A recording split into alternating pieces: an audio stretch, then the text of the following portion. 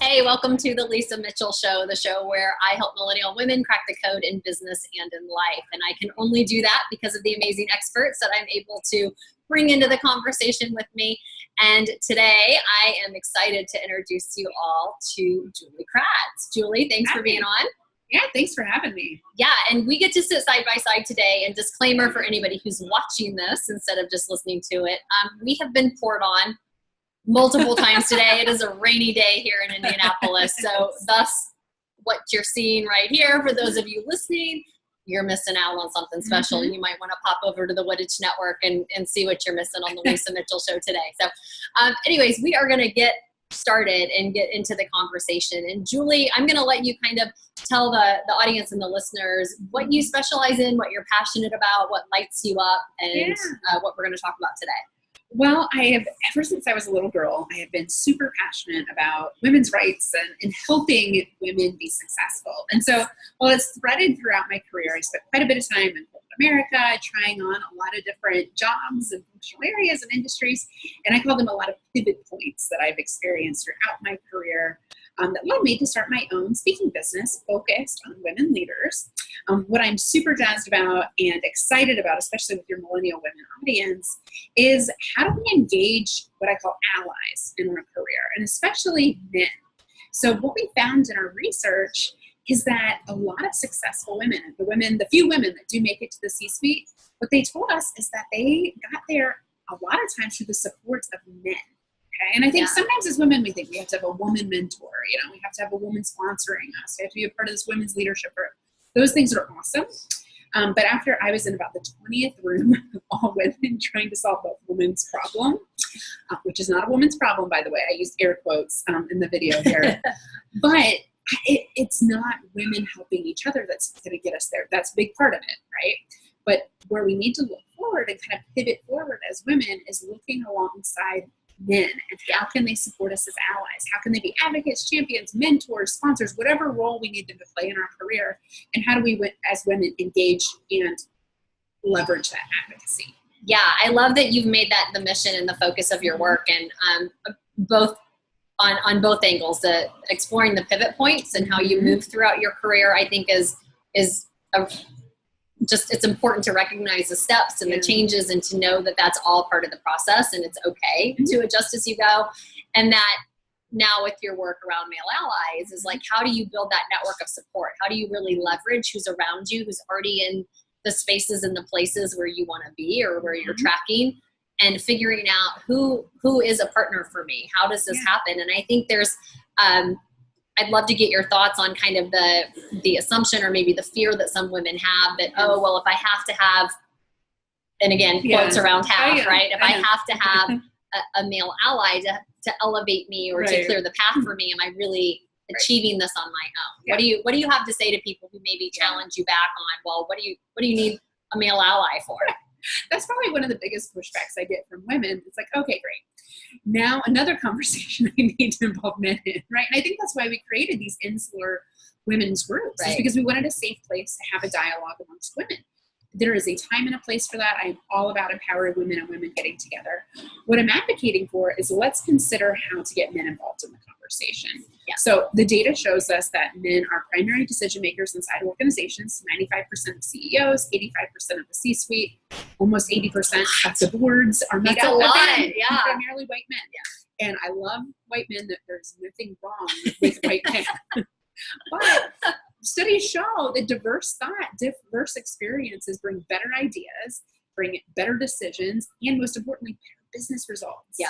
So as women, I think we need to educate men on that. Like, hey, my diverse perspective, and chances are it's probably aligned with our consumer base as well. Right. When I bring my idea into the organization, I'm allowed to be heard and advocated for. Wow, the organization starts to rise as well. It's not a selfish thing as women, but I think to answer your question about why do we need allies, it's because they are the decision makers. Like it or not, we're not going to change things on our own. We got to get the decision makers involved.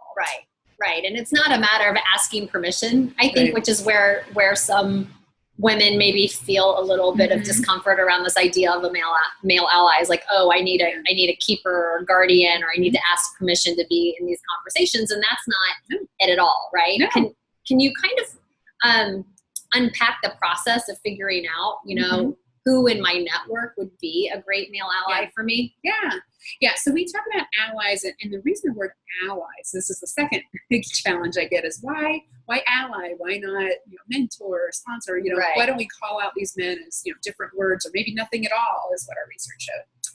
Well, it is important because not every male is an ally, so we need to have a word to describe it. But we also do need to educate men, teach them how we want to be treated. So the word ally is side by side. It's not a power play. It's not treat me like a work daughter. I've heard that one before. This is somebody that can serve as a mentor, a sponsor, a teacher, an advocate, a champion. And so to your point about knowing how to fit a male ally into your career, think about where you're at and where you want to go, right?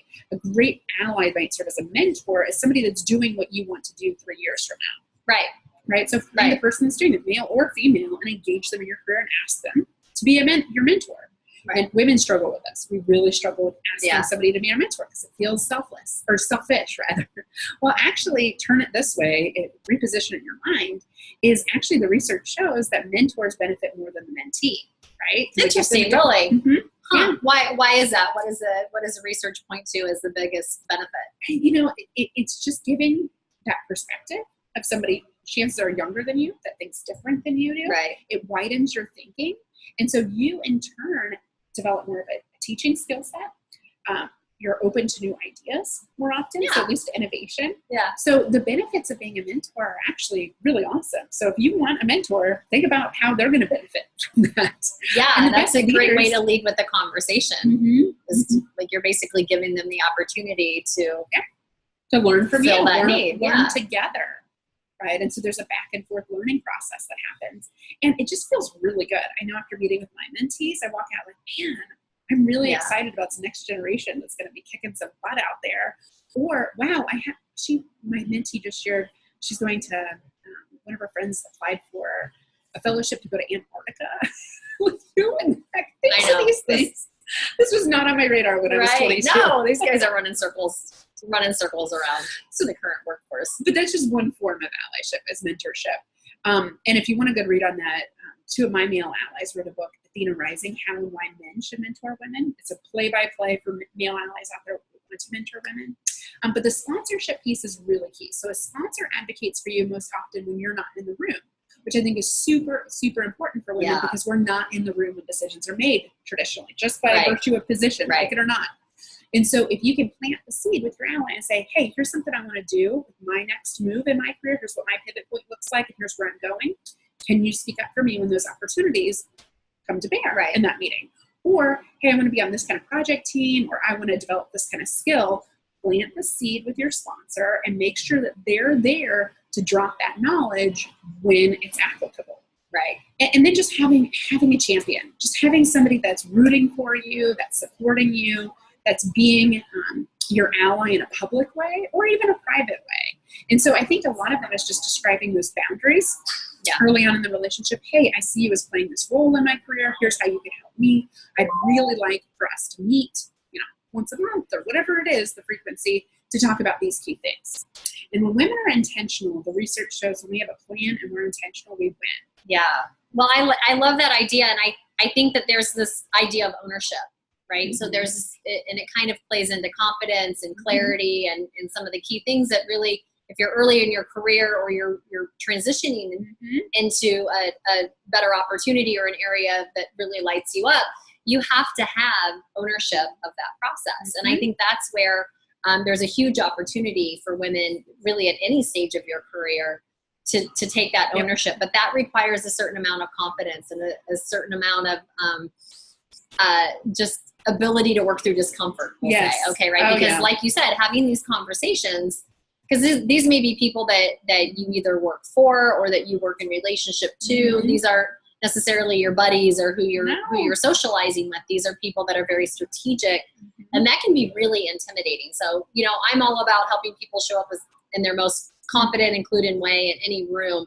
What are some techniques, some confidence building techniques that you and your clients have had success employing as they engage in these conversations? Oh, that's a good question. You're right. I don't think this relationship feels comfortable, or we would have been having these types of relationships. Right. And the Me Too movement has not helped. Actually, it shows that men are withdrawing these relationships with women, in fact. Really? So this is more important now than ever that women choose to engage men and establish those boundaries early on. And it does require a bit of a confidence, in your ask. Yeah. Just outright in your ask.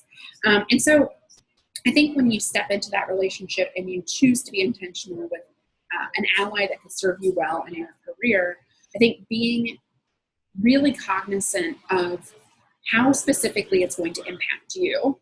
So the research shows when we share with our ally, this is how you've had a positive impact on me. This is what I've done as a result of our conversation, that increases not only their confidence in the relationship, but also them wanting to do that with more women, with more people. Okay. So I try to be very intentional about that with any of my mentors. Hey, because we had that talk, right, I did this as a result. Thank you. And just ping them every once in a while. Right. I try not to waste their time, but I move back to, here's how you've had a positive impact to me, which I think as the asker, as the potential mentee or ally benefitter, knowing that you're able to recognize them and give them back that confidence boost helps boost your own confidence. Yeah. Especially as women, it's kind of a mental trick. We are so good at advocating for other people. Yes, of course. Cheerleaders, right? Ourselves. Yeah. The research shows that women are better negotiators when they're advocating for somebody else. Yeah. But for ourselves, not so much. And so I think some of that's just a little bit of a mind game. When I go into something where my confidence is kind of murky, or I'm not wanting to ask, or something just kind of mentally holding me back, I channel someone else. Or interesting. So you kind of role play as if you're advocating for this other person, Julie. Yeah. As opposed to yourself. Not even me, it's my daughter. Because the work I do, I believe benefits the world should be a part of it. She is a part of the world 20 years from now when she's in the professional world. Right. I really hope it looks different for her. And so if I'm going to make an ask and I feel confident about the tools I'm giving, it's giving to her. So whatever it is that you can kind of mentally coach yourself through, or even asking, somebody that's an advocate or ally for you, your best friend, your parents, whoever it is, what would they say? Right? What would they say about me? Because that thing I'm telling myself, they probably wouldn't be okay with that. So why am I okay with that? Yeah, no, exactly. I love that. I love that confidence building, gathering positive evidence. Like that's something I talk a lot about, is building your positive evidence file and asking people very targeted and structured feedback around specific attributes or key areas of influence that you have, and using that to build and to validate, right? It's not you seeking, oh, tell me I'm amazing. It's like, give me a specific piece of evidence that says I'm good at navigating negotiations, or that I'm great at presenting, or that, like, let your network, let your professional and your personal network, because they all inform how you see yourself. And that informs your level of confidence as you're engaging in these sometimes difficult or uncomfortable conversations to have to build your ally network. Oh yeah. No, that you're absolutely right. Having those tangible evidence of what I am good at. Yeah. Backed up and co-created. Yeah, I love that term, co-create. So let's talk about, you mentioned, I want to circle back a minute because this is really timely and topical, right? So you said that the Me Too movement is actually not encouraging men to engage in these professional mentee or ally relationships. Is actually having them withdraw. And I have seen evidence of what you're saying in some of my own relationships and the work that I'm doing with clients, is that men, because of the fear factor of how it could be perceived incorrectly or misconstrued or have them targeted, are actually saying, I'm just not even going to play in that space, right? I would love to advocate for you, but I feel like people might read that or decode that incorrectly. So let's talk a minute about some safeguards around that, right? Because it is the current climate that we're in. It's the work environment that we're dealing with right now, is this tension between men and women and perception. How important is the role of structuring this relationship to help overcome or provide maybe some security or safety around that fear of engagement? Yeah. It goes back to boundaries and having some structure around it. So co-creation, some rules around what does this relationship look like. One of the most tangible examples I heard about this that scares men a lot right now is after work settings. So a social setting, usually which is where we all, like, business gets done. If you're listening to this or you're watching this and you're new in your career and you haven't really engaged in some of those after hours networking type events, like, let me just tell you, reality is that is where relationships are formed. That is where progress is made in your career path. And that is where business actually gets done. Oh, so yeah. not engaging out of fear or not engaging out of discomfort is not an option. We're not even being invited. Right. I mean, what we're starting to see now is men withdrawing. And so it's actually creating that bro culture more. It's reinforcing something we don't want. Right. And so I think as women, being very mindful about the role you play, like, hey, if you're going out to talk about that project, I'm the client liaison or whatever role I serve. I need to be there. Right. You guys need to give me a heads up on that. Make sure that I'm invited. Right. You know, and if your situation permits that, you know, maybe that's not a good time for you, negotiate back and forth with, okay, if you're talking about it there, I'd love to debrief in the morning. Right. You know, if I'm not able to make it or it doesn't make sense. But I think for men, if there is a bit of a fear factor here around, oh gosh, am I going to say the wrong thing? Am I going to do something that's going to be perceived as harassment? I think finding a safe relationship with somebody that will call you out on that behavior. Now, if you really are fearful that you might say or do something wrong, that's another conversation. You know, I mean, obviously there's some education that needs to be done in this country because there's some bad stuff going on. But what I would say, and if you're really genuinely scared about that, have somebody you trust that can call you out on it. Okay? And so one of my, a famous male ally, you know, person I watch that talks about this so well is Adam Grant. And what he says is you know, if he notices a man say something that's inappropriate, he just says, hey, when you said that, what did you mean exactly? You know, that's a safe public call out. Now, if it's pretty dangerous or, you know, ego might be an issue, private conversation more appropriate. Right, absolutely. You have to look at the context of what's happening around you. Right, but if you have a good enough relationship with somebody, just pull them aside and be like, hey, did you realize when you said this, did you see how everyone else perceived that? I'm worried about your reputation as a result of this. Right. Like, you might want to consider different ways to interact with the group because it could be perceived this way. And so I think for allies or men that want to be more of allies but maybe don't know how, find somebody that can give you good feedback, that you trust, that cares about you, that wants you to be better, and just find that safe place so that you can get some coaching on it.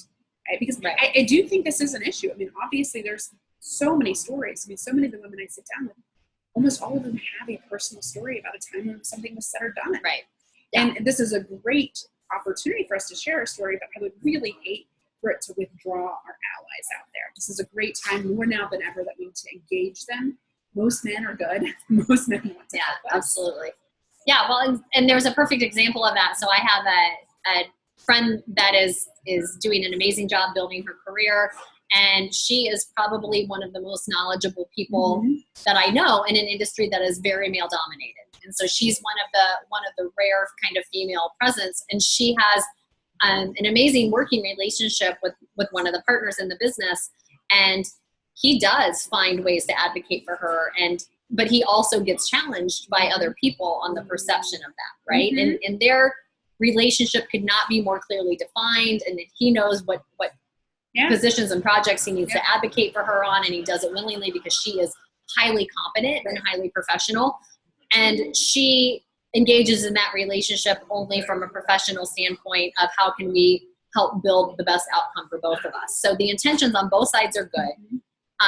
But the perception by other people who are not even engaged in the relationship has made it difficult for them to continue to navigate at the level of depth that they really would like to build this male ally relationship. And it's really unfortunate. It's to the detriment of the company. It's to the detriment of both of their careers, unfortunately. But he bravely continues despite, because they both feel so confident and solid in it, and their kind of emotional stakeholders that there might be concern with are 100% in support of it. So they carry on anyways towards building that ally and that relationship.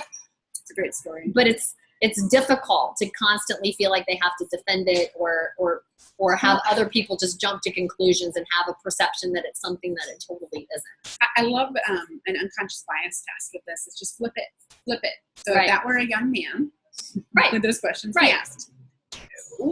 You know, and so I think educating people in the moment, like, why do you have this perception? What is that all about? Is it because it's a woman? Okay, let's talk about that. Why does a male and female relationship have to have some sort of perception of it being sexual or something more than a professional dynamic? Right. And she has seen, because of the other partner's kind of discomfort in that space, less qualified, lower ranking, if you will, members of the organization get invited to networking events. They get invited to golf outings. They get invited to all of these other things because they're men, and those partners feel comfortable engaging with them. And with her, out of fear of perception, she doesn't get engaged. She doesn't get invited to those things. And it's so frustrating to walk through that as a friend to her and see, you know, knowing how amazingly qualified and knowing she is the person to be in that room is very, very frustrating. So what do you say to people that maybe are feeling like they're having a hard time getting those ally relationships because of that perception or that discomfort? What are some ways that they can maybe process through that, or maybe educate? Like, are there resources available to organizations? Like, I know you speak a ton to organizations trying to open this conversation and this awareness. What would you say maybe to her organization to help give them some tools? That's exactly, because it's not really her problem. No, it's not her battle. Right, exactly. It's a cultural issue. Exactly. And so ideally, a company has to address that at the highest level of the organization. The C-suite has to be fully aligned on here are the behaviors we're going to mutually hold each other accountable for. And if equality is truly important, then we need to make sure that we're not doing anything that's preventing that from happening. And those are great examples of preventative behaviors that are leading to less chance of equality later. Right. And so really unpacking that and being willing to have a very vulnerable conversation, a very real conversation with genuine metrics to track that, guess what, are highly correlated to the metrics of the business and how the business performs. Right. But having full transparency and honest dialogue. No organization is getting this right. I mean, as much as Google is trying to do this, right? They still, right? We've seen a couple companies get called out pretty heavily, and entire industries really get with very tangible evidence of how this is not happening in a productive way. Well, when you embed it into the culture, here are the things that start to happen, right? When the woman's not being invited to the golf event, for example, a male ally will say something like, hey, why aren't there any women here? What happened in the meeting invite that it's just all people that look the same that are here? Right. And so you have to get to the deeper unconscious of people that affects our behavior so that people feel comfortable calling out those things in the moment. And guess what, women, when we do it, it's not really well perceived when we call out those things. Right. So our allies doing it, much more credibility, at least for now, that's where we got to meet people. We got to embed it in the highest levels of the organization. The fact that your friend has a senior leader alongside her is wonderful.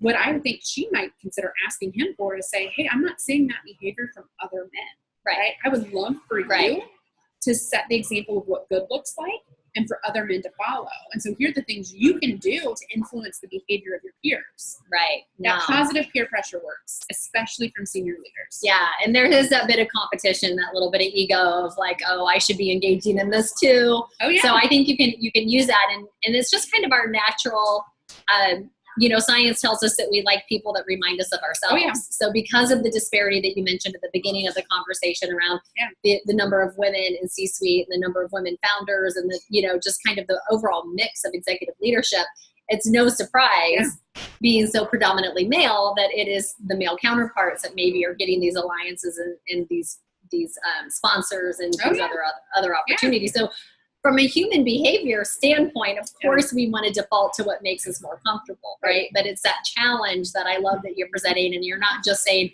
hey, this is wrong or we're failing. You're giving really tangible tips and tools to organizations and to the listeners and to the audience here of how they can really level up. So I love the fact that there are tools and that there are ways to engage with structure and with clarity, very specific asks. Clear metrics. I love that you have not only metrics for the ally relationship, but also tying those in to corporate metrics and KPIs and things that are going to really build a business case for inclusivity. Right. And that's important that they're not seen as different things. Right. That exactly. They're together in the same scorecard. That it's seamless, that if we do these things, the business will rise. Yeah. And I would have never thought to so closely correlate those, even though I know the cause and effect, just to correlate those very visually and very specifically. Right? That hey, this is immediately impacting the rise of this KPI. So I think we definitely have our work cut out for us when it comes to getting this broader, encouraging message of male allies around, but it can be done. Right. And Lisa, one thing I would offer for listeners out there, if you want some data to support this message, the best data out there is the McKinsey Women Matter report. just came out in January, and what it shows, this is so compelling, so I don't know any leader that would dismiss this data. It's been proven year after year as they do this reporting. It's actually getting stronger, is when you have gender balance at the highest level of an organization, those organizations outperform their peers by a likelihood of 21%. So who doesn't advocate for women make more money on the bottom line, right? Like, why is this not just the easiest thing to have happen ever? So when you show that report to your male ally and have a specific ask, and I always say start the conversation with what's in it for men, what's in it for them. Right. Showing that report makes a really safe entry point for a really cool conversation. Right, and it takes some of the emotionality out of it, right? It's not just saying, I'm being overlooked or this isn't fair to me, which never plays Victim mode does not work. Right, so this is building. I always encourage my clients that I coach, build your business case. Yeah. Bring data, bring research, show tangible benefit to the organization or to the person that you're selling yourself to. You know, take the emotionality out of it. Don't, because that's going to put people into shutdown mode, especially avoidant personalities or people who aren't maybe comfortable in a more vulnerable conversation. So you just keep it very business case specific, and you tie it back, as Julie said, directly to the metrics or the bottom line, to the goals of the organization, and you show the strong, irrefutable evidence, you know, of why this is so important. So Julie, I know you coach, you speak, you educate organizations, you give them tools, you give them structure. Where can people connect with you to get you into their organizations and get this conversation going? Absolutely. So the best way to connect with me is on social media. Our handle for Facebook, for Instagram, and for Twitter is Next Pivot Point. So you can follow us there. We post daily, always posting exciting articles and information about how you can have this conversation and engage allies in your organization. And you can also follow me on LinkedIn, Julie Kratz. And then our website is www.nextpivotpoint.com. Awesome. Thank you. And I will link all of that information up on show notes too. So you can just click on the details of this episode and get all the information. Book Julie. Hire her, bring her into your organization. This is too important to the bottom line, and it really is just the right thing to do if you're going to lead an organization with integrity and inclusivity. You have to be promoting male allies in your organization. There's no way around it. So, guys, connect with Julie. If you want more information from me, again, it's Lisa Mitchell. You can find me at powerbodylanguage.com. You can connect with me on LinkedIn. I'm always giving tips and tricks and little daily helpful lessons of how you can show up more confident and more clued in whatever room you walk into. That really is going to be the best medicine. Grow your confidence, gain these skills, engage in those important conversations. They're going to be total game changers for you guys. So thanks for joining us. Until next time, go be confident in whatever room you walk into. Thanks, Lisa.